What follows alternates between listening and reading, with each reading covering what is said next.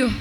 ബിസ്മില്ലാ വൽഹംദുലില്ലാ വസ്സലാത്തു വസ്സലാമു അലാ അസ്റഫിൽ മുർസലീൻ വഅലാ ആലിഹി വസഹ്ബിഹി അജ്മഈൻ.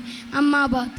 ആദരണീയായ ഗുരുനാഥന്മാരെ, പ്രിയപ്പെട്ട കൂട്ടുകാരെ, പുണ്യങ്ങളുടെ പൂനിലാവായ മുത്തുനബി സല്ലല്ലാഹു അലൈഹി വസല്ലം ഏകാലത്തും പ്രതീക്ഷയാണ്.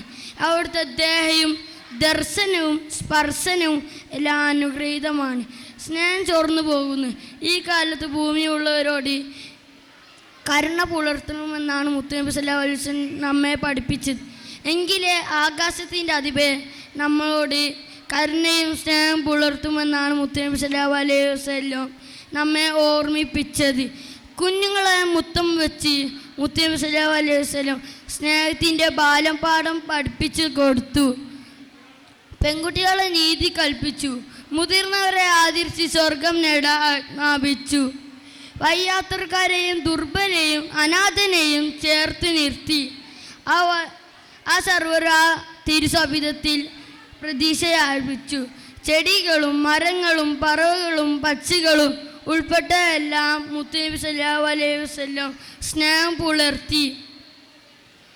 മനുഷ്യനോടും നല്ല മൃഗങ്ങളോടും പക്ഷികളും സകല ജന്തുജാലങ്ങളോടും പ്രകൃതിയോടും അനാവശ്യമായി പ്രകൃതിയെ നശിപ്പിക്കരുത്. മരങ്ങൾ മുറിച്ച് കളയരുത്. ചെറിയ ജാലങ്ങളെയും കൊന്നു കളയരുത്. ചെറിയ കടി ഉറുമ്പിനെയും തീ വെച്ച് നശിപ്പിക്കരുത്. ഇങ്ങനെ ഉള്ള സ്നേഹത്തിൻ്റെ ഉപദേശങ്ങൾ സാനവ സമൂഹത്തിന് വേണ്ടി മുത്തുനബി സല്ലല്ലാഹു അലൈഹി വസല്ലം സമ്മാനിച്ചു. മാതാവിൻ്റെ മുഖത്ത് നോക്കി ചേ എന്ന് പോലും പറയരുത്. ഇത്തരം പറഞ്ഞ് ഞാൻ നിർത്തുന്നു. അസ്സലാമു അലൈക്കും. ജസാക്കല്ലാഹ് ഖൈർ.